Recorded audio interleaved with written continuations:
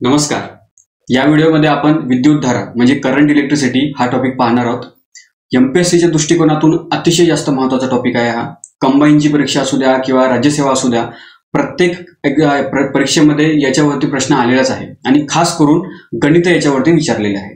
तर आपण मागच्या 7-8 वर्षांमध्ये जेवढे काही गणित आलेले आहेत ते सर्व गणित या व्हिडिओमध्ये तुम्हाला सॉल्व्ह करून दाखवतो आणि त्याच्यामुळे हा व्हिडिओ थोडा मोठा पण होऊ शकतो, लांब पण होऊ शकतो. तर बघा, आता बघा, करंट इलेक्ट्रिसिटी ही जी डायग्राम आहे जी तुम्हाला डोळ्यासमोर दिसते, ही डोळ्यासमोर ठेवा तुम्ही. ठीक आहे, म्हणजे हे लक्षात असू द्या, ही विसरू नका. बघा, याच्यामध्ये काय आहे, हा एक सेल आहे. हा सेल आपण पाहिलेलाच आहे, कोणत्या रिमोटमध्ये वगैरे आपण पाहतो.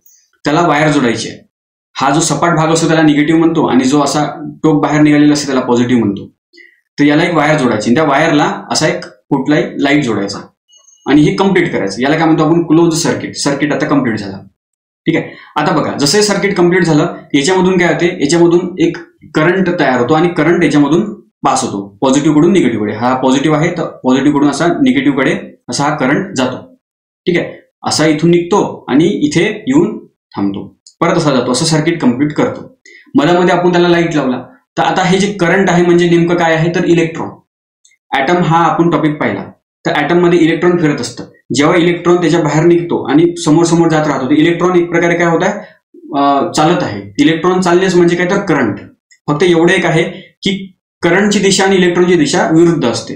म्हणजे बघा, मी तुम्हाला काय सांगितलं की करंट हा जो करंटला आय ने डिनोट करत असतो आपण, तर करंट जो आहे तो पॉझिटिव्ह कडून निगेटिव्ह कडे जाते, पॉझिटिव्ह कडून निगेटिव्ह कडे जाते. परंतु इलेक्ट्रॉन जो असतो तो निगेटिव्ह कडून पॉझिटिव्ह कडे जातो. हे थोडं लक्षात असू द्या, कदाचित याच्यावरती प्रश्न विचारला जाऊ शकतो. ठीक आहे, तर आता असं समजा की करंट म्हणजे काय तर इलेक्ट्रॉन. ठीक आहे, ते इलेक्ट्रॉन या तारेमधून पास होतो आणि ज्यावेळेस हा या लाईटमधून जातो त्यावेळेस हा लाईट गरम होतो आणि प्रकाश बाहेर निघतो. लक्षात, आणि परत तो याच्यामध्ये जाऊन बसतो. आता मला सांगा, याच्यामधून इलेक्ट्रॉन आपोआपच बाहेर निघणार का? नाही. याने कुठेतरी त्याला फोर्स दिला असणार, याला कोणीतरी धक्का दिला असणार का, निघ इथून बाहेर, तू ते तारेमधून जातो. ठीक आहे, तर इथून जो आहे इथून फोर्स तयार असतो, इथून एक धक्का त्याला मिळतो इलेक्ट्रॉनला, तेव्हा कुठे इलेक्ट्रॉन बाहेर निघतो आणि या तारेमधून जातो. भरपूर सारे इलेक्ट्रॉन असे जात असतात. आता मी जी तुम्हाला आधी कथा सांगितली यमराजाची आणि माझ्या मित्राची, तर यमराज म्हणजे काय, यमराज म्हणजे ही बॅटरी जो चाबूक मारत आहे, आणि जो इलेक्ट्रॉन म्हणजे काय तर माझा मित्र चमन.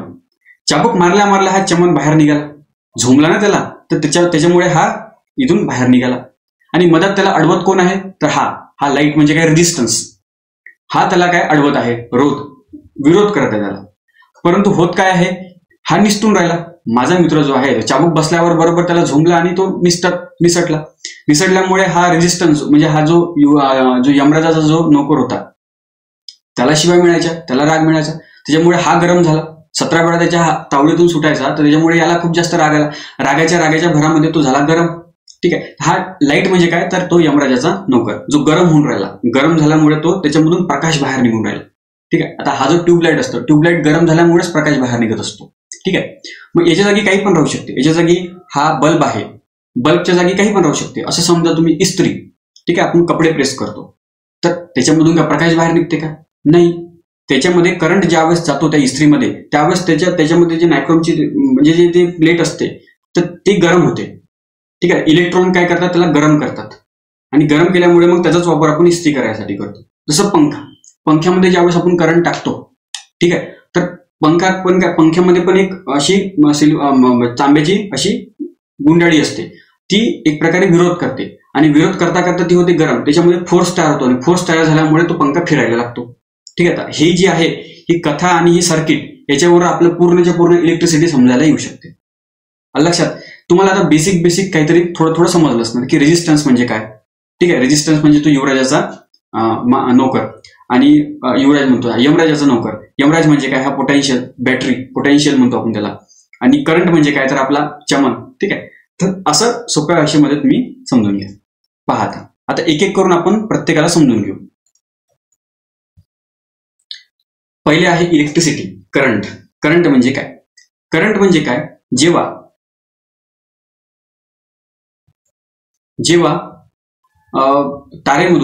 तारेमधून इलेक्ट्रॉन पास होतात, एका सेकंडमध्ये किती इलेक्ट्रॉन जातात तर तो झाला त्याचा करंट.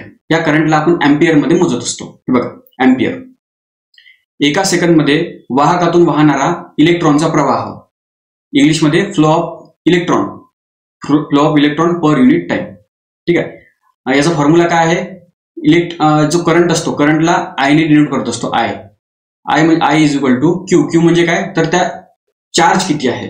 ठीक आहे. प्रत्येक इलेक्ट्रॉनवरती चार्ज असतो -1.6 इंटू 10⁻⁻19 कुलम. ठीक आहे. ते चार्ज भागिले किती वेळ, एका सेकंडमध्ये. ठीक आहे. टाइम इथे काय आहे?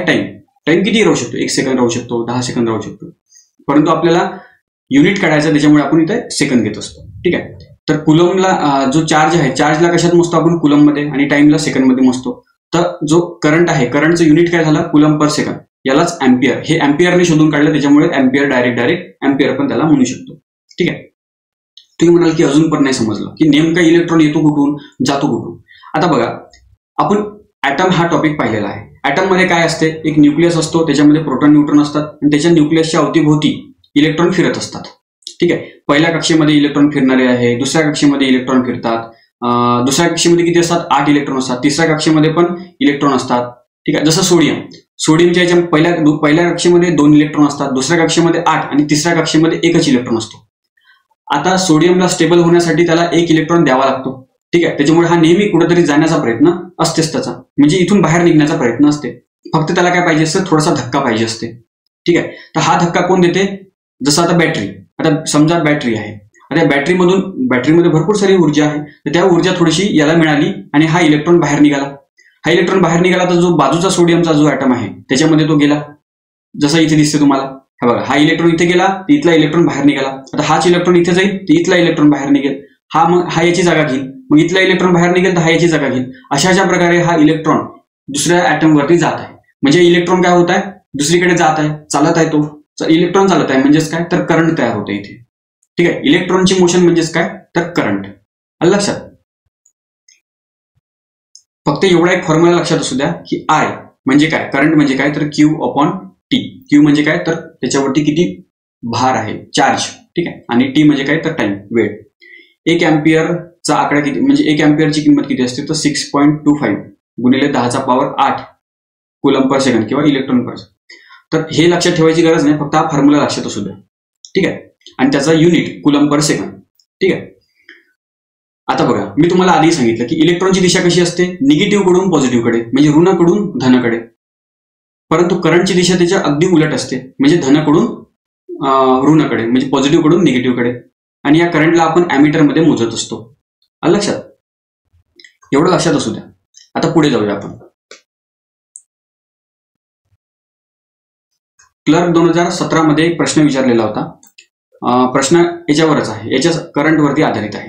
काय म्हणते की एका परिपथातून, म्हणजे एका सर्किटमधून 600 कुलम इतका विद्युत प्रभार म्हणजे काय? विद्युत प्रभार म्हणजे त्याचा वरचा चार्ज. प्रभार म्हणजे काय? तर चार्ज. क्यू ने डिनोट करतो ना आपण त्याला, चार्ज.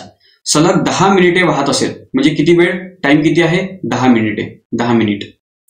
तर परिपथातून जाणारी विद्युत धारा म्हणजे करंट किती आहे हे विचारलेलं आहे. म्हणजे करंट आपल्याला काढायचं आहे. आपल्याला आताच आपण पाहिलं करंटचा फॉर्म्युला काय असतो? I is equal to Q/T. आता Q म्हणजे काय? प्रभार, विद्युत प्रभार. चार्ज किती दिलेला आहे इथे? 600 कुलम दिलेला आहे ना, इथे काय लिहायचं आपण? 600. आणि टी म्हणजे काय? तर वेळ किती दिलेली आहे? तर 10 मिनिटे. 10 मिनिट. आता मिनिट्स आपल्याला मिनिट नाही पाहिजे, आपल्याला पाहिजे असं सेकंद. 1 मिनिट म्हणजे 60 सेकंद. ठीक आहे. तर इथे काय करायचं आपण? 600 भागीला 10 गुणिले 60 किती होतात हे? 600 भागीला 60 गुणिले 10 किती होतात? 600. 600 भागीला 600 किती होतात? एक काय? Coulomb per second. हे झालं त्याचं उत्तर. किंवा त्याला कुलम पर सेकंडच्या जागी आपण अँपियर पण लिहू शकतो. तर 1 अँपियर हे झालं आपलं उत्तर. बघा कुठे आहे? पहिलं. ठीक आहे. पुढे जाऊया. विद्युत पोटेन्शियल. आता आपल्याला पाहायचा यमराज. आतापर्यंत आपण काय पाहिलं? चमनला पाहिलं, म्हणजे करंटला पाहिलं. आता आपल्याला यमराजाला पाहायचा, जो फोर्स देत असतो, जो चाबूक मारत असतो. ठीक आहे. तर हा यमराज आहे. इलेक्ट्रिक पोटेन्शियल, विद्युत विभव. विद्युत धारा वाहण्यासाठी हे गरजेचं असते. विद्युत विभव पोटेन्शियल हे आवश्यक असते विद्युत धारा वाहण्यासाठी. ठीक आहे.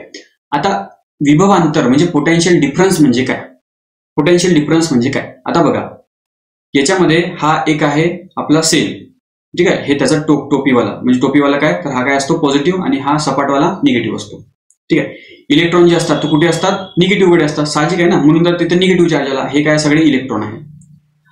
आता इथे इलेक्ट्रॉन जर असेल तरच इथून बाहेर निघतील ना ती. जर काही इलेक्ट्रॉन जर का नसेलच, एकसारखंच जर का असेल, तर मग ह्या सेल म्हणजे एक प्रकारे निकामी झालेला आहे, म्हणजे या सेलमध्ये काहीच नाही राहिलं आता, असं त्याचा अर्थ होते. ज्यावेळी इथे भरपूर सारे इलेक्ट्रॉन आपण जमा करतो तेव्हा तिथे सेल बनत असतो. येते म्हणजे बघा, या साईडनी काहीच नाहीये, या साईडनी इलेक्ट्रॉन आहे का नाहीये, फक्त या साईडने आहे. म्हणजे आता इथे काय झालं, कमी जास्त झालं की नाही. ज्या प्रकारे इथे 2 बॉटल आहे, 2 अशा बॉटल आहे, एक बॉटल पूर्ण रिकामी आहे आणि एका बॉटलीमध्ये आपण पूर्ण पाणी भरलेलं आहे, आणि ह्या दोघांना इथे आपण जोडलेलं आहे. आणि हे जोडल्यानंतर काय होतं, इकडलं पाणी इकडे येणार आणि बरोबर दोघांची लेवल एकसारखी होणार. का बरं, कारण इथे डिफरन्स आहे, इथे काहीतरी फरक आहे. त्याच प्रकारे या सेलमध्ये सुद्धा फरक आहे, इथे इलेक्ट्रॉन भरपूर सारे आहे. तर साहजिक आहे, जेव्हापर्यंत इकडचे इलेक्ट्रॉन सारखे होत नाही तोपर्यंत इलेक्ट्रॉन फ्लो होत राहतील, इलेक्ट्रॉनचा प्रवाह चालू राहतील. आणि इलेक्ट्रॉनचा प्रवाह म्हणजे काय, तर करंट, नाही का.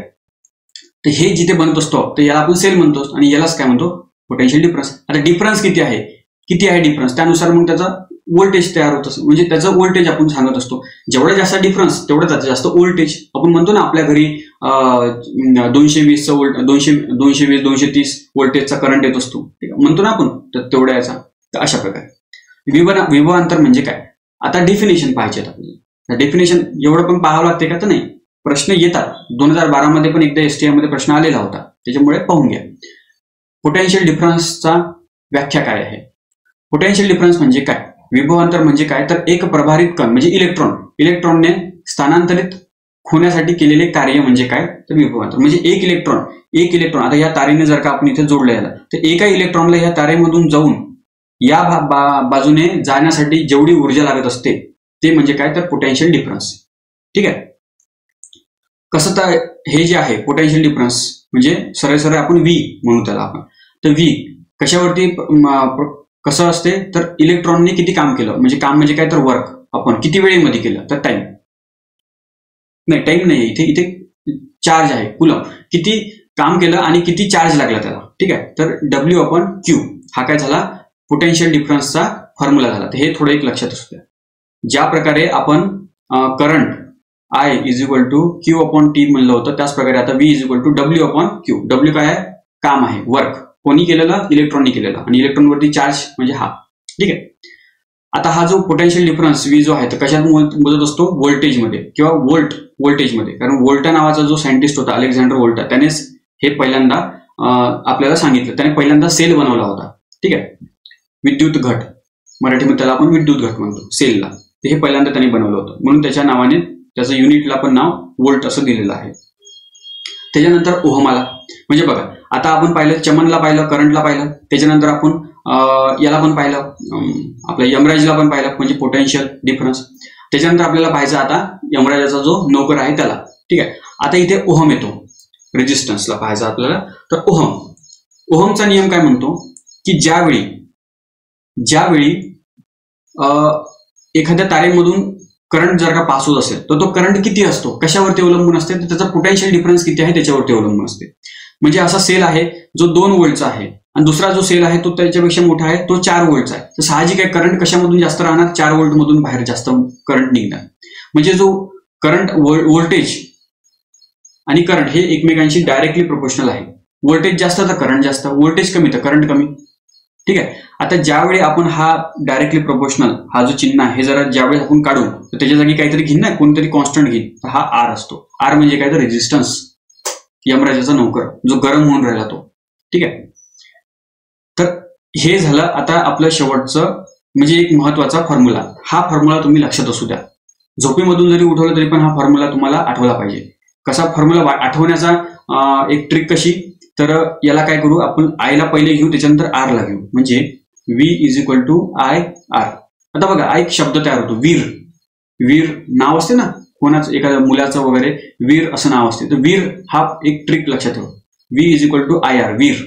ठीक आहे, हा फॉर्म्युला विसरला नाही पाहिजे, याच्यावर सगळी गणिताचा खेळ आहे. ठीक आहे, चला तर मग आता आपल्याला रेजिस्टन्स हा नवीन शब्द आपल्याला इथे पाहायला मिळाला. व्होल्टेज, आता बघा परत एकदा एक समरी आहे.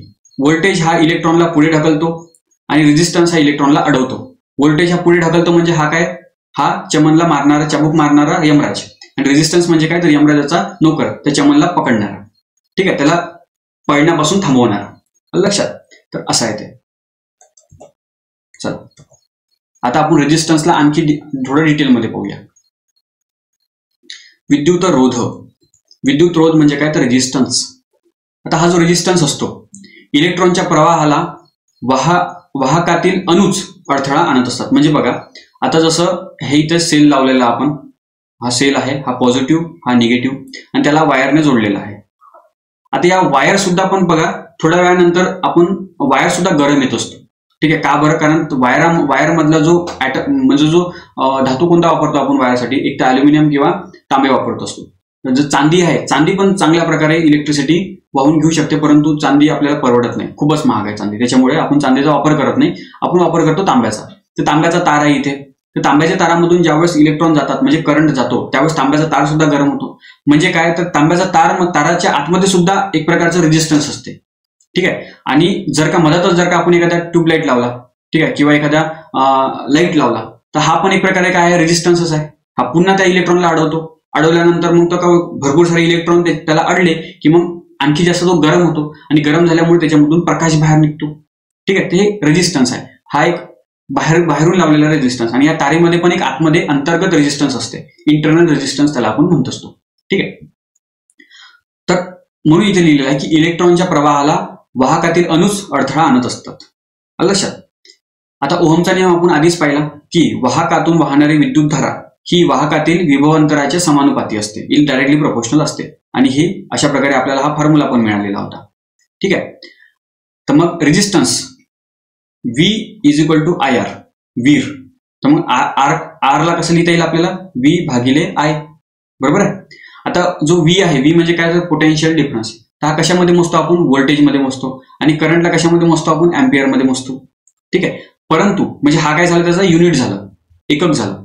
ठीक आहे, परंतु आता हे जे आहे हे रेझिस्टन्स कोणी शोधून काढलं, ओहम नावाच्या वैज्ञानिकाने. त्याच्यामुळे सरळ सरळ V/A लिहिण्यापेक्षा आपण सरळ सरळ ओहम लिहितो, आणि ओहमचं असं चिन्ह आहे असं.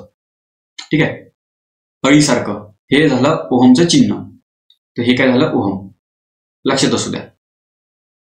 आता बघा, आता मी तुम्हाला सांगितलं की तारेमधून ज्यावेळेस करंट जातो त्यावेळेस ती तार सुद्धा गरम येते. का बरं, कारण त्याच्यामध्ये थोडंफार रोधकता असते, इंटरनल रेझिस्टन्स असते.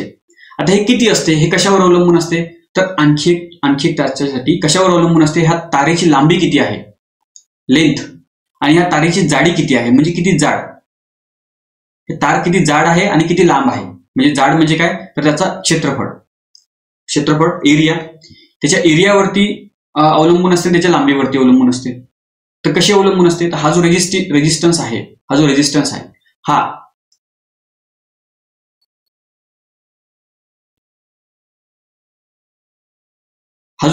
आहे, हा त्याच्या लांबीवर अवलंबून असते. म्हणजे जेवढी जास्त लांब तेवढं जास्त रेझिस्टन्स त्याचं, आणि त्याच्या क्षेत्रफळाच्या म्हणजे इनव्हर्सली प्रोपोर्शनल असते. हे त्याचं ए काय आहे, त्याचं क्षेत्रफळ आहे, एरिया हा त्याचे इनव्हर्सली प्रोपोर्शनल. म्हणजे एरिया जर का लहान असेल तर रेझिस्टन्स कमी, एरिया जर का मोठा असेल तर जास्त रेझिस्टन्स. ठीक आहे, अशा प्रकारे म्हणजे हा रेझिस्टन्स जो असतो कशाशी म्हणजे समानुपाती असतो, त्याच्या लांबीशी, आणि जो त्याचा एरिया आहे, क्षेत्रफळ, त्याच्या व्यस्तानुपाती म्हणजे इनव्हर्सली प्रोपोर्शनल असतो. ठीक आहे, आता हे जर का चिन्ह जर का आपण काढलं तर काय येणार, त्याच्या जागी काहीतरी एक कॉन्स्टंट घेणार. तर याला आपण रो म्हणतो असतो, आणि या रोलाच काय म्हणतो आपण, रेझिस्टिव्हिटी. या रोलाच आपण काय म्हणतो असतो, रेझिस्टिव्हिटी. आणि हे रेझिस्टिव्हिटीचाच अभ्यास आपल्याला करायचा. प्रत्येक मेटलची रेझिस्टिव्हिटी काहीतरी असते. ठीक आहे, जसं कॉपरची पण सुद्धा एक रेझिस्टिव्ह, आपण म्हणतो ना की तांब्यामधून करंट जातो, त्याच प्रकारे चांदीमधून पण करंट जातो, लोखंडामधून सुद्धा करंट, इव्हन आपल्या पाण्यामधून सुद्धा करंट जातो, आपल्या शरीरामधून सुद्धा करंट जातो. तर प्रत्येकाची रेझिस्टिव्हिटी आहे, परंतु ज्याची रेझिस्टिव्हिटी कमी त्याच्यामधून चांगल्या प्रकारे प्रवाह होईल, म्हणजे तो चांगला गुड कंडक्टर आहे. जर का जसं आता पाण्यामधून पण करंट जातो, परंतु पाण्यामधली रेझिस्टिव्हिटी जास्त आहे, म्हणजे रोधकता जास्त आहे, त्याच्यामुळे त्याचा वापर नाही करत आपण लाईट लावण्यासाठी. पाण्याचा वापर करतो का लाईट लावण्यासाठी, नाही. आपण कशाचा करतो वापर, अल्युमिनियम त्याचा वापर करतो, किंवा आपण तांब्याचा वापर करतो. आलं लक्षात. कधी लोखंडाचा तार पाहिला का तुम्ही, म्हणजे तार लोखंडाच्या याने बनवलेला आहे, नाही, कारण लोखंडाची रेझिस्टिव्हिटी जास्त आहे. जर का लोखंडाचा वापर केला तर मग करंट चांगल्या प्रकारे फ्लो होणार नाही, त्याच्यामुळे मग चांगल्या प्रकारे प्रकाश देणार नाही ट्यूबलाईट, किंवा फॅन चांगल्या प्रकारे फिरणार नाही. म्हणून बघा तुम्ही फॅन जे असते ना, टेबल फॅन 2 प्रकारचे असतात. एक अल्युमिनियमची कॉईल असलेला आणि एक तांब्याची कॉईल असलेला. तांब्याची कॉईल असलेला जास्त महाग असतो. का बरं? कारण तांबे चांगल्या प्रकारे म्हणजे करंटला फ्लो करते, परंतु तांबे थोडेसे महाग पण आहे आणि तांब्याची कॉईल बनवणे महागात पडते. त्याच्यामुळे तांब्याचा जो फॅन असतो, तांब्याची कॉईल असलेला फॅन हा जास्त महागाचा असतो, 2,500 3,000 रुपये. परंतु अल्युमिनियम वाला तो स्वस्त असतो, 1,500 रुपयात भेटतो. परंतु काम चांगला कोणता करतो? चांदी म्हणजे तांबेवाला, कॉपर वाइंडिंगवाला. आलं लक्षात? कारण त्याची रेजिस्टिव्हिटी कमी आहे, कॉपरची रेजिस्टिव्हिटी कमी आहे, ठीक आहे, आणि अल्युमिनियमची रेजिस्टिव्हिटी त्याच्यापेक्षा जास्त आहे. त्याच्यामुळे तो करंट म्हणजे चांगल्या प्रकारे फ्लो करत नाही, ठीक आहे. त्याचप्रकारे आणखी एक लक्षात असू द्या की ही जी रेजिस्टिव्हिटी असते ही तापमानावरती अवलंबून असते. तापमान जर का वाढलं तर रेजिस्टिव्हिटी सुद्धा वाढते. म्हणजे तारेमधून जर का करंट पास होत आहे, आता आपण 1 तासापासून ट्यूबलाईट चालू आहे आपला, हळूहळू तो तार सुद्धा गरम होतो की नाही, ट्यूबलाईटचा वायर पण गरम होतो. बघा तुम्ही जर का हात लावून पाहिला, म्हणजे प्लास्टिकचं त्याच्यावरती कोटिंग असते परंतु ते पण गरम होते, त्याला हात लावला तर गरम येते. जर का कंटिन्यू जर का असं चालत राहिलं एवढा गरम येते की त्याच्यामध्ये ते कॉपरची सुद्धा रेजिस्टिव्हिटी मग हळूहळू वाढत राहते, कारण तापमान वाढत आहे, ठीक आहे. जर का तापमान कमी केलं तर रेजिस्टिव्हिटी सुद्धा खूप जास्त कमी होईल. रेजिस्टिव्हिटी कमी जर का झाली म्हणजे चांगला गुड कंडक्टर, आणखी चांगला गुड कंडक्टर बनेल तो, ठीक आहे. जसं पारा म्हणजे मर्क्युरीचे जर का तापमान खूपच जास्त कमी केलं, एवढं कमी केलं म्हणजे ऍब्सोल्यूट 0 त्याच्या जवळपास जर का नेलं आपण. ऍब्सोल्यूट 0 म्हणजे काय? तर -273 डिग्री सेल्सिअस इथपर्यंत आपण नेऊ शकत नाही, परंतु जर का नेलं, ठीक आहे, म्हणजे 0 केल्विन किंवा 4 केल्विन पर्यंत जर का आपण घेऊन गेलो त्याला, तर त्याची रेजिस्टिव्हिटी एकदम 0 होऊन जाते आणि तो बनतो मग सुपर कंडक्टर. म्हणजे एकही इलेक्ट्रॉन तो अडवत नाही, सगळे इलेक्ट्रॉन तो जाऊ देतो, एकही इलेक्ट्रॉन तो अडवत नाही. याच्यावरती प्रश्न पण आलेला आहे, तुम्हाला मी प्रश्न दाखवतो, पहा. हे बघा, तो टेबल दाखवतो तुम्हाला परत मागे जाऊन, पण पहिले हा प्रश्न बघा. अतिवाहक सुपर कंडक्टर म्हणजे काय? ज्या पदार्थाचा रोध कमी तापमानामध्ये अतिशय कमी असतो त्याला आपण सुपर कंडक्टर म्हणत असतो. निर्णायक तापमान, क्रिटिकल टेम्परेचरमध्ये. क्रिटिकल टेम्परेचर म्हणजे काय? तर ज्या तापमानाला पदार्थाचा रोध हा 0 होऊन जातो त्याला आपण क्रिटिकल टेम्परेचर असं म्हणत असतो. जसं पारा हा 4.2 केल्विन मध्ये 0 त्याची रेजिस्टिव्हिटी होऊन जाते, म्हणजे तो सुपर कंडक्टर बनला. परंतु एवढं तापमान आपण घेऊ शकत नाही, जाऊ शकत नाही, ते नियर टू इम्पॉसिबल आहे, ठीक आहे. पुढे जाऊन अशा मशीनी काही शोधल्या जाऊ शकतो जो म्हणजे एकदम 0 पर्यंत घेऊन जाऊ शकते, परंतु आज सध्या तरी नाही आहे, ठीक आहे. त्याच प्रकारे शिशे, कथील यांचं अलॉय हे सुद्धा सुपर कंडक्टर बनतात जर का त्याचं तापमान खूप कमी केलं तर, ठीक आहे. राज्यसेवा 2023 मध्ये प्रश्न होता की रिकामी जागा या पदार्थाचा प्रतिरोधकता निर्णायक तापमानाच्या खाली 0 होतं, तर कोणाचा 0 होतो? तर सुपर कंडक्टरचा. सुपर कंडक्टर या पदार्थाचा रोधकता रेजिस्टिव्हिटी ही निर्णायक तापमानावरती 0 होऊन जाते, ठीक आहे. तर असा प्रकारचा प्रश्न आत्ताच हा विचारलेला आहे, ठीक आहे. बघा आता मागे जाऊ. कंडक्टर, चांगले कंडक्टर कोणते आहे, गुड कंडक्टर कोणते आहे? तर सर्वात चांगला कंडक्टर आहे सिल्वर, सर्वात बेस्ट पहिल्या नंबरचा येतो याच्यामध्ये. कंडक्टर करंटला फ्लो करणारा, करंटला वाहून नेणारा सर्वात बढिया कोणता आहे? तर सिल्वर आहे. दुसरा नंबर लागतो कॉपरचा आणि तिसरा नंबर लागतो अल्युमिनियमचा. बघा आपल्या घरी जे तार असतात, आपल्या घरी जे वायर असतात, तर ते वायर कशाने बनलेले असते? कॉपरने बनलेले असते, ठीक आहे. परंतु जे मोठे मोठे इलेक्ट्रिकचे खंबे असतात ते कॉपरचे तार असतात, तिथे नाही, तेवढं परवडत नाही, गव्हर्नमेंटला खूप पैसे खर्च करावा लागणार मग, त्याच्यामुळे तिथे अल्युमिनियमचा वापर केला जातो. चांदीचा वापर कुठे करतो का आपण? नाही, कुठेच करत नाही, कारण चांदी खूपच जास्त महाग आहे, ती कुठेच परवडणार नाही आपल्याला. म्हणजे चांदीची वाइंडिंग असलेला जर का फॅन जर का घेतला तर तो 10,000 पर्यंत झाला जाईल. तो एवढा घेणार का आपण? जर का कॉपरवाला जर का चांगलं काम करत असेल तर मग सिल्वरवाला कशाला घेणार, नाही का. आणि तो कुठे दिसते बघा, चांदीची तार आहे त्याच्यामध्ये, कुठे कोणाला दाखवू शकतो आपण? ते तर आतमध्येच असते ना. जर का खुली करून ठेवली तर तो पंखा चांगला दिसणार नाही, ठीक आहे. त्याच्यामुळे आपण सिल्वर वापरत नाही, कॉपर वापरतो, ठीक आहे. तांबे, सिल्वर म्हणजे चांदी, कॉपर म्हणजे तांबे, अल्युमिनियम. आता जसं यांना आपण काय म्हणतो असतो? गुड कंडक्टर, सुवाहक, ठीक आहे. त्याच प्रकारे दुर्वाहक असतात. दुर्वाहक म्हणजे कोण? जे जसं लाकडामधून करंट जात नाही, कारण त्याची रेजिस्टिव्हिटी प्रचंड जास्त आहे. म्हणजे प्रत्येक इलेक्ट्रॉन जो लाकडामधून जातो ना तो अडवतो. म्हणजे एक प्रकारे यमराजाचा जो नोकर असतो तो एकदम धडधिप्पाडवाला, म्हणजे एकदम मजबूत, त्याला सुटूच देत नाही, चमनला सुटूच देत नाही, म्हणजे ते काय झाले? दुर्वाहक झाले, जाऊच देत नाही, ठीक आहे. त्याच प्रकारे प्लास्टिक हे पण काय झालं? एक दुर्वाहक झालं. म्हणून बघा तारेचा जो तार जो असते त्याला प्लास्टिकचं कव्हरिंग असते, इन्सुलेशन म्हणतो असतो आपण त्याला, ठीक आहे. आता हे झाले गुड कंडक्टर ऑफ इलेक्ट्रिसिटीचे गुड कंडक्टर. त्याचप्रकारे उष्णतेचे पण गुड कंडक्टर असतात. त्याच्यामध्ये पण पहिला नंबर सिल्वरचा येतो, दुसरा नंबर कॉपरचा येतो आणि तिसरा नंबर अॅल्युमिनियमचा नाही, इथे गोल्डचा तिसरा नंबर येतो, त्याच्यानंतर अॅल्युमिनियमचा नंबर. पण जवळपास हे तिघे पण सारखेच आहे, सिल्वर कॉपर अॅल्युमिनियम. लक्षात असू जातं सिल्वर कॉपर अॅल्युमिनियम. ठीक आहे, चला पुढे जाऊया आपण. हा आपण पाहिलं. आता बघा ग्रुप बी 2017 मध्ये प्रश्न आला होता की धातूंमधील विद्युत चालकता म्हणजे इलेक्ट्रिक कंडक्टिव्हिटी ही कमी कडून जास्तकडे आपल्याला क्रम लावायचा आहे. खाली दिलेला आहे. सर्वात जास्त कोणाची असते? कॉपरची असते, आपल्याला माहित आहे. त्याच्यानंतर सर्वात जास्त सिल्वरची असते. सिल्वर म्हणजे चांदीला कशाने डिनोट करतो आपण? Ag ने डिनोट करत असतो. त्याच्यानंतर कॉपरची असते, त्याच्यानंतर मग अॅल्युमिनियमची असते. तर आपल्याला कमी कडून हा सर्वात जास्त आहे, हा त्याच्यापेक्षा कमी आहे, त्याच्यापेक्षा कमी. आपल्याला कमी कडून जास्तकडे जायचं आहे. म्हणजे सर्वात कमी कोणाचा आहे? अॅल्युमिनियमचा. त्याच्यापेक्षा जास्त कोणाचा आहे? कॉपरचा. त्याच्यापेक्षा जास्त कोणाचा आहे? Ag म्हणजे सिल्वरचा. तर अशी कुठे दिसते आपल्याला? हे बघा दुसऱ्या नंबरचा ऑप्शन. ठीक आहे. ग्रुप बी 2022 मध्ये प्रश्न, खालीलपैकी कोणत्या पदार्थाची औष्णिक प्रवाहकता म्हणजे थर्मल कंडक्टिव्हिटी ही सर्वात जास्त असते? आता थर्मल कंडक्टिव्हिटी असू द्या की इलेक्ट्रिक कंडक्टिव्हिटी असू द्या, सर्वात पहिला नंबर कोणाचा येतो? सिल्वरचाच येतो, Agचा. ठीक आहे, सिल्वर म्हणजे काय? चांदी. हे बघा. ठीक आहे, चला पुढे जाऊया आपण. आता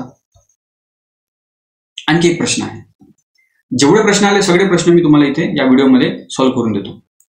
बघा 10 ओहम रोध हे 12 वोल्टच्या विद्युत घटास जोडलेला रोधातून 1.1 विद्युतधारा वाहते. नाही समजलं का? तर एक एक करून पाहायचं आपल्याला. 10 ओहमचा रोध आहे म्हणजे रेजिस्टन्स कितीचा आहे? 10 ओहमचा. रेजिस्टन्स किती आहे? 10 ओहम. ठीक आहे, एक एक लिहत जायचं खाली खाली. 12 वोल्टच्या विद्युत घटास म्हणजे जो सेल आहे तो किती व्होल्टेजचा आहे? तर 12 वोल्टचा आहे. 12 वोल्ट. इथं 12 वोल्ट लिहिलं मी. V किती आहे? 12 वोल्ट. हे कशाला जोडलेलं आहे म्हणते की रोध किती हे रोधातून 1.1 विद्युतधारा म्हणजे काय? करंट. तर करंट किती जातो याच्यातून? I किती जातो म्हणतो? 1.1 आहे. तर त्याला विचारलेलं काय आहे? तर विद्युत घटाचा अंतर्गत रोध किती आहे म्हणतात. म्हणजे काय आहे? मी तुम्हाला याच्या आधी सांगितलं. म्हणजे हा काय आहे? सेल आहे. हे त्याची टोपी म्हणजे हा पॉझिटिव्ह हा निगेटिव्ह. ठीक आहे. आता इथे काय आहे? इथे तार आहे. ह्या तारने याला जोडलेला आहे. त्याचा व्होल्टेज किती आहे म्हणतात?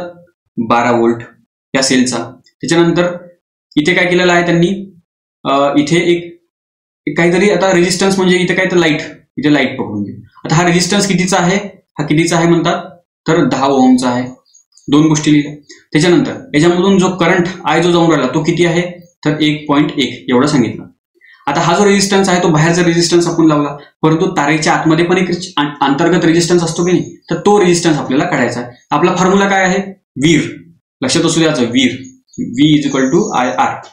ठीक आहे. पण इथे रेजिस्टन्स जो आहे तर तिथे दोन आहेत ना, एक बाहेरचा रेजिस्टन्स आणि एक तारेमधल्या आतमधला रेजिस्टन्स. म्हणजे इथे फॉर्म्युला कसा बनेल आपला? V = IR अधिक छोटा r. आतमधला रेजिस्टन्स म्हणजे छोटा r. ठीक आहे. आता बघा V किती दिलेला आहे? V दिलेला आहे आपला 12. इथे 12 लिहिलं. ठीक आहे. I किती दिलेला आहे? I 1.1. ठीक आहे.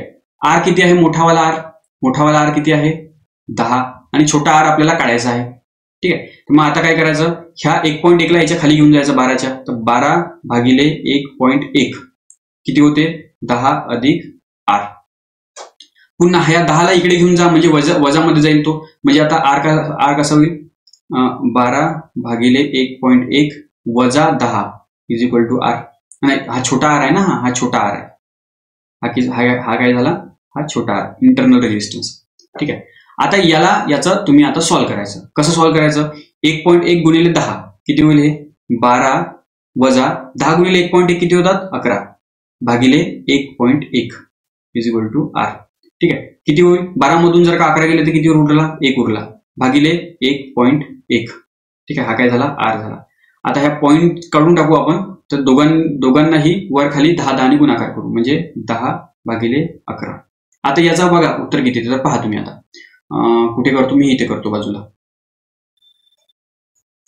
11 10 11चा फाडा म्हणा. 11 9 99 म्हणजे पहिले तर याला भाग जात नाही, तर मग इथे काय करायचं आपण? 0 घ्यायचा आणि इथे 1 वाढवायचा.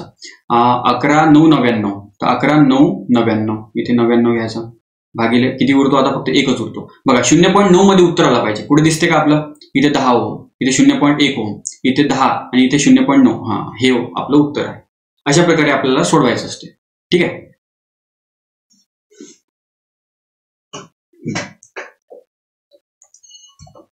आता जाऊया आपण पुढे. आता आपल्याला पाहायचं आहे रेजिस्टन्स मध्ये आणखी डिटेलमध्ये जायचं. आपल्याला 2 प्रकारचे आपण रेजिस्टन्स लावू शकतो. आता हे काय आहे, जसे लाईट. आता हा जो लाईट आहे ह्या 2 प्रकारे आपण जोडणी करू शकतो. ही जी आहे हे बघा, हा लाईट आणि हा लाईट हे एकामागे एक जोडलेला आहे. तर याला आपण सिरीज कनेक्शन म्हणत असतो. म्हणजे सिरीज कनेक्शन म्हणजे त्याला आपण मराठीमध्ये समांतर आणि एकसर जोडणी, सिरीज कनेक्शनला एकसर जोडणी म्हणतो. आणि हे जी आहे ही एकाखाली एक लावलेली आहे, म्हणजे याला पॅरलल कनेक्शन म्हणतो, ज्याला आपण समांतर जोडणी म्हणतो. ठीक आहे. तर आपल्याला हेच पाहायचं आहे की समांतर जोडणी आणि सिरीज एकसर जोडणीमध्ये काय फरक असतो आणि याच्यावरती कोणकोणते गणित आलेले आहेत. तर बघा, आता तुम्हाला थोडं समजून सांगतो.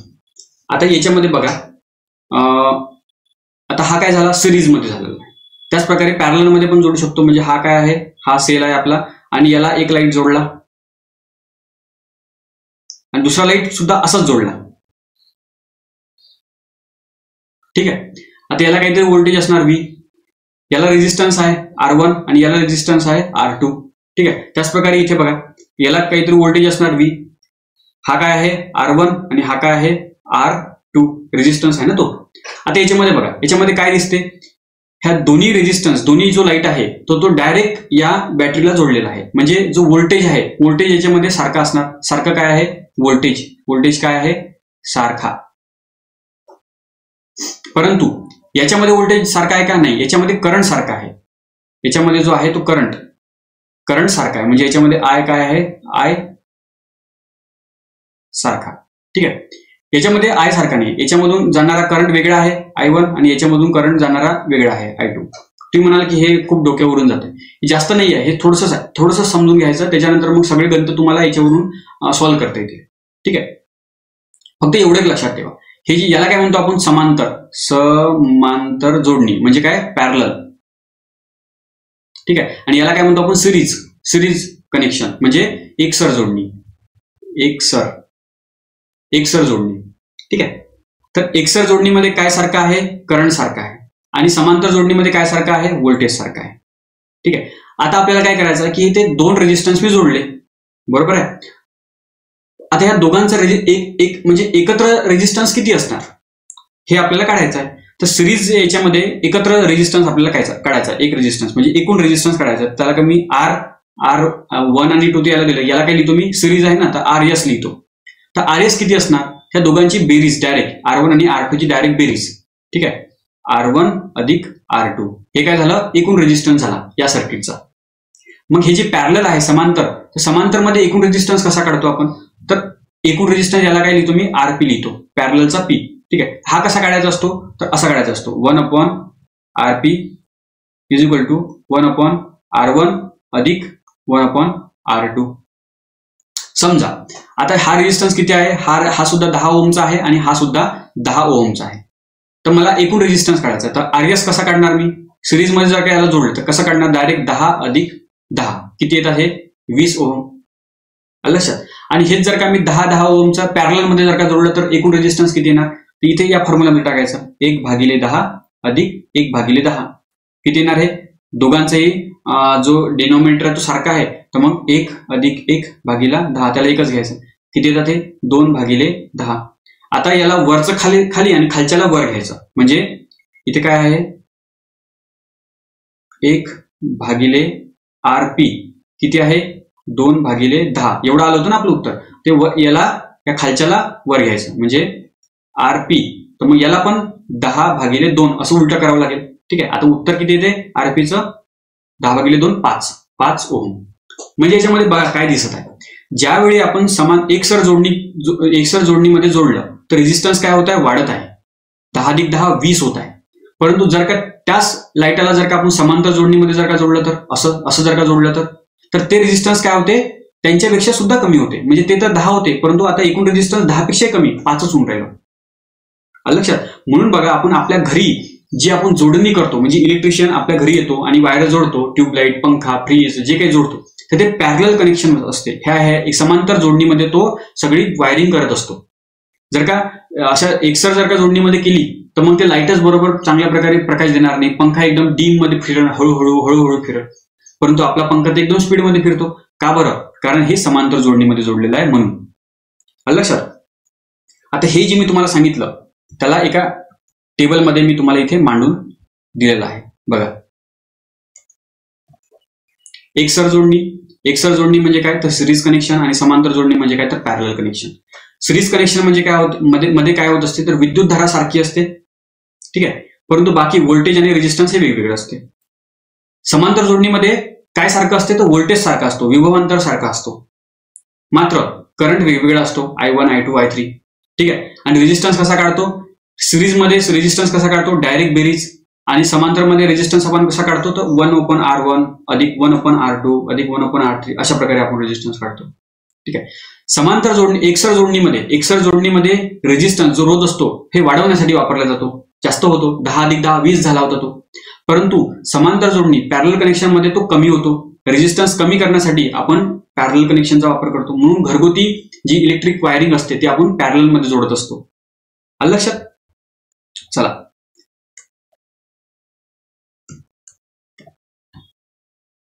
आता आपण गणित बघूया आपण याच्यावरचे. सर बघा, राज्यसेवा 2017 मध्ये हा प्रश्न विचारलेला होता की जर दोन रोध म्हणजे काय, रेजिस्टन्स, दोन रोध एकसर जोडणीमध्ये, एकसर म्हणजे काय, एकसर म्हणजे सिरीज मध्ये जोडले. जर दोन रोध सिरीज मध्ये जोडले तर त्याचा परिणामी रोध हा किती होतो, 45 होतो म्हणतो. म्हणजे दोन रोध सिरीज मध्ये जोडले म्हणजे कसं तर हा एक लाईट आहे आणि हा दुसरा लाईट आहे, एका मागे एक जोडला. कशाला जोडला आपण, त्या बॅटरीला जोडला, ठीक आहे. हे एकसाथ जोडला तर त्याचा परिणामी रोध किती होतो म्हणतो, 45 होतो. म्हणजे R1 अधिक R2 किती होतो म्हणतात, 45, ठीक आहे. एवढं आपल्याला समजलं. दुसरं, जर तेच रोध समांतर जोडणीमध्ये जर का जोडले तर त्याचा परिणामी रोध 10 होतो म्हणतात.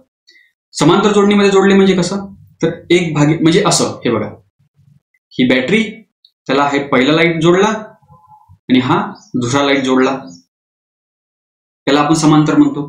तर याच्यामध्ये एकूण रेजिस्टन्स कसा काढतो असतो आपण, 1/Rp is equal to 1/R1 अधिक 1/R2 अशाच प्रकारे काढला ना मगाशी, ठीक आहे. तर मग हे काय म्हणतात की आता त्याला जर का असं एक समांतर जोडणीमध्ये जोडलं तर त्याचं उत्तर किती येणार, 10 येणार. म्हणजे आरपी ची किंमत किती येणार म्हणते, 10 येणार म्हणते. म्हणजे कसं, 1/10 इज इक्वल टू 1/R1 अधिक 1/R2, ठीक आहे. तर एवढं आपल्याला दिलेलं आहे.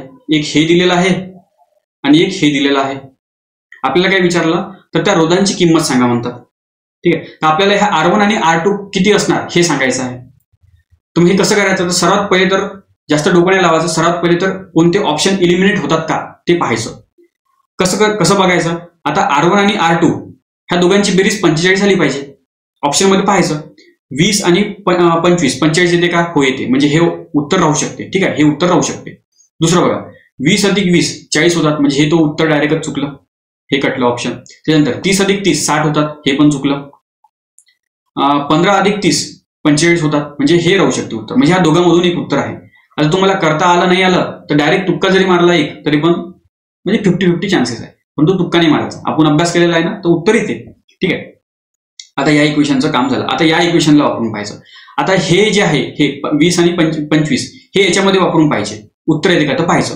म्हणजे पहा 1/R1 अधिक 1/R2 याचं उत्तर किती आलं पाहिजे, 1/10 आलं पाहिजे, ठीक आहे. 1/10 आलं पाहिजे. तर मग करा बरं. आता R1 च्या जागी 20 टाका. R1 च्या जागी इथे मी टाकतो 20 आणि R2 च्या जागी किती टाकतो, 25, ठीक आहे. आता याचं 1/10 हे उत्तर आलं पाहिजे. आता कसं करणार आपण, तर हे डिनॉमिनेटर सारखे आले पाहिजे. तर 100 खाली काय आलं पाहिजे, 100 दोघांच्या ह्याच्यात. 20 गुणिले 5 जर का केलं तर 100 येतात आणि 25 गुणिले 4 केलं तर 100 येतात. तर मी इथे काय करतो, मी वर खाली दोघांनाही 5-5 ने गुणाकार करतो. तर याला वर 5 ने गुणाकार केला तर 20 गुणिले 5 किती येतात 100. ठीक आहे, अधिक आता याला 4 ने गुणाकार करतो म्हणजे 4 भागिले 25 गुणिले 4 किती येतात 100. म्हणजे खालचे दोन्ही पण 100 आले. ठीक आहे, आता हा एकच घ्यायचा, याला 100ला एकच घ्यायचा. 5 आणि 4 हे किती होतात 9 होतात. बरं, 1/9 येतात का हे? नाही, म्हणजे हे सुद्धा चुकलं. आता उरलं कोणतं? फक्त एकच उरलं. हेच आपलं उत्तर आहे. ठीक आहे, याला पण करून पहा आपण. आता आपण याला टाकून पाहू. 1/15 अधिक 1/30. आता बघा 15चं 30 करू शकतो का? हो. 2 ने जर का गुणाकार केला तर वर पण 2 ने गुणाकार करायचा, खाली पण 2 ने गुणाकार करायचा. 15 गुणिले 2 30 अधिक 1/30. आता खाली एकच घ्यायचा 30 आणि 2 अधिक 3 किती होतात 3. आता बघा बरं 3 कटले तर किती उरतात 1/10. आलं की नाही आपलं उत्तर. ठीक आहे, अशा प्रकारे आपलं ऑप्शन काय आलं? चौथं, 15 आणि 30. हा आला राज्यसेवा 2017 मध्ये प्रश्न. जशाच तसा पुढच्या वर्षी ग्रुप सी 2018 मध्ये प्रश्न विचारला, सेम टू सेम. जर 2 रोध एकसर जोडणीमध्ये जोडले तर त्याचा परिणामी रोध 45 होतो आणि जर तेच रोध समांतर जोडणीमध्ये जोडले तर त्याचा परिणामी रोध 10 होतो. Same to same. उत्तर किती येणार याचं सुद्धा? डायरेक्ट किती? 15 आणि 30. आलं लक्षात? चला पुढे जाऊया आपण. हा, आता हा एक प्रश्न आहे. काय म्हणतात हे? 5 ओहम, 10 ओहम आणि 30 ओहम हे विद्युत रोधांचे समांतर आणि एकसर जोडणीमध्ये फरक किती आहे म्हणतात. म्हणजे आपल्याला ह्या तिघांना पहिले तर समांतर जोडायचं आहे, त्याच्यानंतर एकसर जोडणीमध्ये जोडायचं आहे आणि या दोघांमधला डिफरन्स पाहायचा. ठीक आहे, तर मग करू. सर्वात पहिले तर आपण त्यांना सिरीजमध्ये जोडू. सिरीजमध्ये जोडल्यानंतर RS किती निघत असतो आपण? सगळ्यांची बेरीज एकसारखी. 5 अधिक 10 अधिक 30 किती होतात हे? 30 आणि 10 40. 40 आणि 5 45. म्हणजे किती आलं हे? 45 आलं. ठीक आहे, त्याच्यानंतर आपल्याला पॅरलल मध्ये जोडायचं आहे. पॅरलल म्हणजे 1/RP is equal to 1/R1 अधिक 1/R2 1/R3 असंच करतो ना. मग सरळ इथे काय लिहितो मी? 1/5 अधिक 1/10 अधिक 1/30. आता आपल्याला काय करायचं आहे? या तिघांचाही डिनॉमिनेटर सारखा करायचा आहे. 5ला 30 करू शकतो का? हो. 5 गुणिले 6 30 होतात. ठीक आहे, 10ला 30 करू शकतो का? हो. 10 गुणिले 3 30 होतात. ठीक आहे, तर इथे कशाने गुणाकार करायचा? 6 ने गुणाकार करायचा. 6 भागिले 6 गुणिले 5 किती होतात? 30. इथे 30 होतात. अधिक याला 3 ने गुणाकार करायचा आहे, तर वरती 3 भागिले 10 गुणिले 3 30 आणि याला काहीच करायचं नाही, जशाच तसंच राहू द्यायचं. आता डिनॉमिनेटर काय झाला? सारखा झाला. ठीक आहे, तिथे एकच लिहितो मी 30. आता 6 अधिक 3 9 आणि 1 10 म्हणजे किती आलं ते 10. किती होता? 0 काढला तर 1/3 म्हणजे RP ही किती आहे? 1/RP. म्हणजे याला वर घेऊन जायचं म्हणजे RP किती निघाला आपला? 3 निघाला आणि RS किती निघाला? 45. तर 45 आणि 30, 45 आणि 3 ह्या दोघांचा अंतर विचारलेला, दोघांचा फरक विचारलेला आहे. तर मग करा ना, 45 मधून 3 वजा करा. किती होता येतो उत्तर? 42. तर उत्तर किती आलं? 42. ठीक आहे, थोडासा मोठा होता. क्लर्क मेन्स 2018 मध्ये आलेला प्रश्न, परंतु करण्यासारखा होता. जर का तुम्हाला कन्सेप्ट समजली तर आपण करू शकतो. ठीक आहे, त्याच्यानंतर पहा आणखी प्रश्न आहे, भरपूर प्रश्न आहे. जेवढे आले तेवढे मी करून दाखवतो. इथे पुढे जायची गरजच नाही पडली पाहिजे तुम्हाला. पहा 110 ओहम रोप नाही, ते रोध आहे. 110 ओहम रोध असलेल्या उपकरणाच्या 2 टोकांमध्ये 33 व्होल्ट विभवांतर प्रयुक्त केलेले आहे. ठीक आहे, केले असता उपकरणातून काही विद्युत वाहते. ठीक आहे, बरं. 500 ओहम रोध असणाऱ्या उपकरणातून तेवढीच जर का विद्युतधारा वाहून देण्यासाठी त्याच्या 2 टोकामध्ये किती विभवांतर असेल? आता एवढा मोठा आहे, तुम्हाला सोप्या भाषेमध्ये सांगतो. म्हणजे काय म्हणतात हे? एक काय आहे हे? एक सेल आहे. ठीक आहे, त्याचा किती व्होल्टेज आहे? 110 व्होल्टेज आहे. त्याला एका तारेने जोडलेला आहे, एका लाईटला. ठीक आहे, याचा रेजिस्टन्स किती आहे म्हणतात हे? याचा रेजिस्टन्स किती आहे? याचा रेजिस्टन्स माहित नाही. ठीक आहे, हे जोडलेलं आहे. तर याचा नाही आहे नाही, ते 110 व्होल्टेज आहे. 110 व्होल्टेज नाही, 110 काय आहे? 110 तो रेजिस्टन्स आहे आणि व्होल्टेज किती आहे हे ते दिलेलं आहे. व्होल्टेज किती आहे? 33. व्होल्टेज किती आहे? 33 व्होल्ट. ते एवढं दिलेलं आहे. ठीक आहे, ते काय म्हणतात की 33 व्होल्टेजची बॅटरी दिलेली आहे आणि रेजिस्टन्स 110चा आहे. तर आपण करंट काढू शकतो. आपला फॉर्म्युला आहे V is equal to IR. त्याच्यामधून करंट डायरेक्टच काढू शकतो ना. व्ही भागिले आर. तर व्ही किती आहे 33 आणि आर किती आहे 110. ठीक आहे. तर हा काय झाला आय झाला आपला. याचं उत्तर काढायची गरज नाही, जशाच तसं आपण वापरू शकतो. आता ते काय म्हणतात की आता त्यांनी काय म्हणलं की आता हा रेजिस्टन्स तो काढला आणि हा 500 ओहमचा लावला. म्हणजे याच्या जागी आता काय केलं, याच्या जागी आपण 500 ओहमचा रेजिस्टन्स लावला. तर त्या केसमध्ये आपल्याला व्होल्टेज किती लागेल. जर का करंट तेवढाच पास करायचा राहिला, जेवढा म्हणजे इथे जेवढं उत्तर निघालं तेवढंच आपल्याला करंट पास करायचा आहे. 500 ओहम असणाऱ्या उपकरणातून तेवढीच विद्युतधारा, म्हणजे जेवढं आपलं इथं उत्तर येणार ना तेवढीच विद्युतधारा याच्यामधून टाकायची आहे. म्हणजे इथे काय म्हणलं त्यांनी की हा व्होल्टेज आहे, म्हणजे हा जो काय हा सेल आहे त्याच्यामधून करंट किती जाऊन राहिला, जो इथे येऊन राहिला. म्हणजे हा जो आपल्याला उत्तर निघाला आय किती आहे 33 भागिले 110. ठीक आहे. हे याच्यामधून जात आहे. रेजिस्टन्स किती आहे हा आता वाढवलेला आहे आपण 500 ओहमचा. तर हे जे व्होल्टेज आहे तर ते आपल्याला काढायचं आहे. इथे सुद्धा मग तोच फॉर्म्युला V = IR. आता आय किती आहे आपला 33 भागिले 110 आणि रेजिस्टन्स किती आहे 500. ठीक आहे. 1010 कटला. ठीक आहे. 11 × 33 म्हणजे याला आणि याला कट केलं तर किती होते 3 गुणिले 50. उत्तर किती येणार 150. काय व्होल्टेज आलं उत्तर 150. आलं लक्षात. अशा प्रकारे हा प्रश्न होता. पुढे आता ज्यूलचा नियम आहे. ज्यूलचा नियम आता थोडं मी त्यासाठीच म्हणलं की हा जो व्हिडिओ आहे तो मोठा का बरं होणार, कारण आपल्याला भरपूर सारी गणितं त्याच्यात सोडवायची आहे त्याच्यामुळे. तर बघा ज्यूलचा नियम काय म्हणतो की आर रोध असणाऱ्या, म्हणजे याला असं म्हणायचं सरळ की मी तुम्हाला सांगितलं की आपण जर का ट्यूबलाईट लावला, ठीक आहे, तर ट्यूबलाईट ज्या वायराने लावत असतो तो वायर सुद्धा काही वेळानंतर गरम होतो. जेवढा वेळ त्याला ठेवला तेवढा जास्त गरम होतो तो. ठीक आहे. म्हणजे एक प्रकारे हीट बाहेर निघत आहे की नाही त्याची.